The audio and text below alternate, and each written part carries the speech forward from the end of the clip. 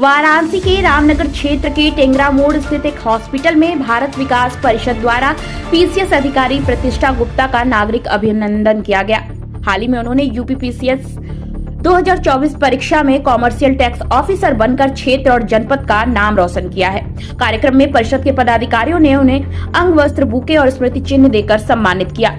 प्रतिष्ठा गुप्ता ने अपनी सफलता का श्रेय माता पिता और गुरुओं को देते हुए कहा कि लगातार मेहनत और आत्मविश्वास से ही सफलता मिलती है।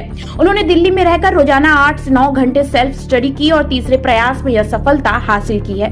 इस मौके पर बड़ी संख्या में गणमान्य लोग मौजूद रहे। प्रतिष्ठा गुप्ता की यह उपलब्धि क्षेत्र के युवाओं के लिए एक बड़ी प्रेरणा बनकर सामने आई है। ये उपलब्धि के लिए तमाम लोगों के लिए खुशी की बात है। कैसा अनुभव रहा, क्या करेंगी? एक शॉर्ट अपना इंट्रो काशी वालों को देते हुए अनुभव अपना बताइए। सबसे पहले आप सभी लोगों का बहुत बहुत धन्यवाद। और उसके बाद मैं अपने पूरे घर वालों को, मम्मी पापा भैया दीदी सभी लोगों को बहुत बहुत आभार प्रकट करती हूँ कि उन्होंने मुझे इतना अच्छा मौका दिया है। आगे हमेशा सपोर्ट किया है पढ़ाई करने के लिए और अभी भी आगे हमेशा मोटिवेट करते रहे हैं। और मैं अपना परिचय दूं तो मेरा नाम प्रतिष्ठा गुप्ता है। मैंने अपनी प्रारंभिक शिक्षा अपने गांव जमालपुर से श्रीमती देवकली इंटर कॉलेज से पूर्ण की है, क्लास 12 तक।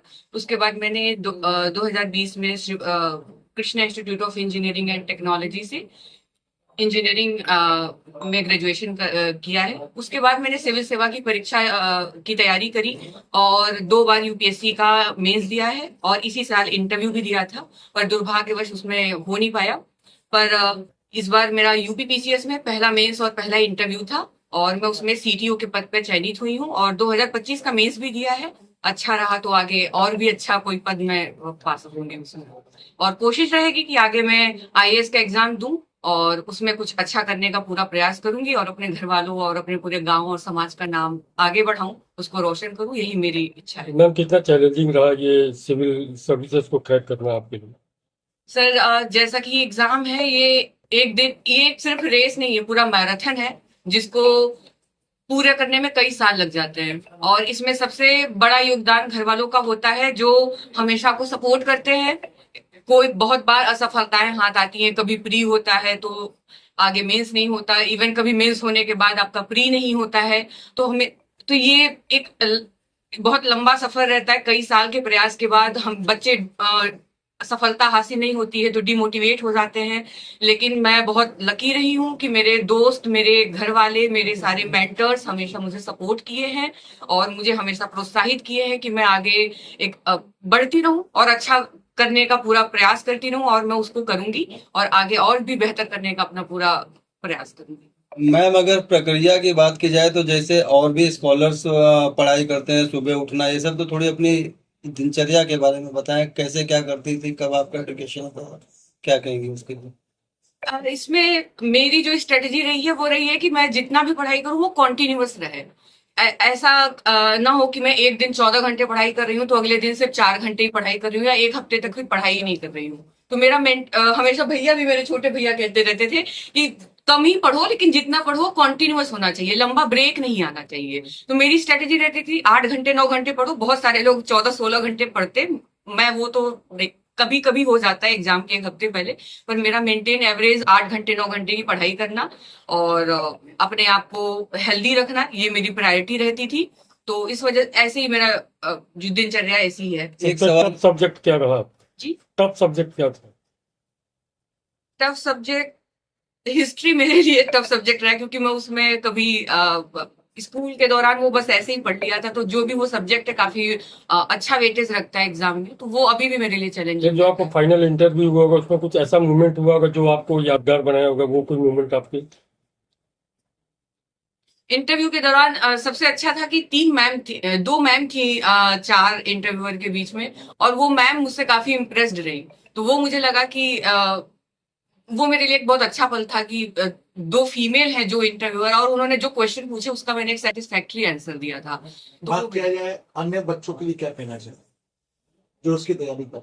जी सर, अन्य बच्चों के लिए मेरा यही सजेशन रहेगा कि बार बार गिव अप करने का मन करेगा। भैया के सामने भी जब भी मैं हमेशा छोटे भैया से ज्यादा बात होती थी, क्योंकि तो वो कहते थे कि मैं हमेशा नेगेटिव बोलती थी, भैया नहीं हो रहा मुझसे, नहीं होगा। वो तो कहते थे ये थॉट्स हमेशा आएंगे तुम्हारे मन में, लेकिन इसको बस आने दो और चले जाने दो, उसको लेके पालना नहीं है अपने मन में। तो ये बहुत लंबा सफर है, असफलताएं आएंगी तो हमेशा ये सोचो कि जो हमने पढ़ाई की है ना वो बहुत इस लेवल की पढ़ाई है कि आप जीवन में कुछ अच्छा कर लोगे, यहाँ नहीं तो कहीं और। बहुत सारे एग्जाम्स हैं, निकल जाएगा कहीं ना कहीं। तो आज जिस मुकाम पे पहुंची है उसका श्रेय किसको देना चाहिए? मम्मी पापा और पूरे परिवारजन और गुरुजनों को मैं सब, और मम्मी का सबसे बड़ा रोल रहा है उसमें कि उन्होंने मुझे यहाँ तक पहुंचाने के लिए बहुत संघर्ष किया है, हमेशा मेरे साथ खड़ी रही हैं, और पूरे परिवार वालों का सपोर्ट रहा है कि मैं यहाँ तक पहुंच पाई हूँ। क्योंकि जमालपुर जैसे गांव से दिल्ली जैसे जगह तक पहुंचना और उसके बाद पीसीएस का एग्जाम निकालना, यूपीएससी के इंटरव्यू तक पहुंचना, ये सिर्फ बिना सपोर्ट के इम्पॉसिबल था मेरे लिए। आइए मैडम जी, और एक सवाल अंतिम ये रहा कि जो बच्चे क्वालिफाई जोन आते आते रुक जाते हैं और वो अवसाद में चले जाते हैं, लाइक डिप्रेशन, तो उन बच्चों के लिए कोई शॉर्ट मैसेज देना चाहिए उनके लिए? कि ये मैं समझ पा रही हूँ कि बहुत डिप्रेसिंग होता है जब आप फेल होते हो, तो उसके सबसे पहले अपने आप को बंद मत करो, एक कमरे में जाओ, जिससे भी बात कर सको, अपने घर में, अपने परिवार में, अपने दोस्तों के साथ, जितने गप्पे मारने, रोना है रो लो, हंसना है हंसो, जो कुछ भी करो, बट वो जीवन बहुत इंपॉर्टेंट है, बहुत वैल्यूएबल है, भगवान बहुत सोच समझ के ये दे रखा है। तो सिर्फ एक फेलियर की वजह से जीवन को खत्म करने का तो सोच भी नहीं लाना चाहिए अपने हिसाब से, अपने दिमाग में। तो मेरे हिसाब से आप बात करो, क्योंकि जब हम अपने अंदर की जो भी भड़ास है वो बाहर निकाल लेते हैं किसी के सामने, तो बहुत लाइट फील करते हैं। तो आप अपने दोस्तों के पास जाओ, घर वालों के पास जाओ, जो आपको समझता हो अच्छे से, उससे बात करो, और कुछ दिन दुखी रहोगे लेकिन आगे उसी जोश के साथ फिर से लगो। मैंने भी बहुत बार फेलियर का सामना किया है, तो उसको बाद कुछ ना कुछ सफलता जरूर हासिल होगी। मैडम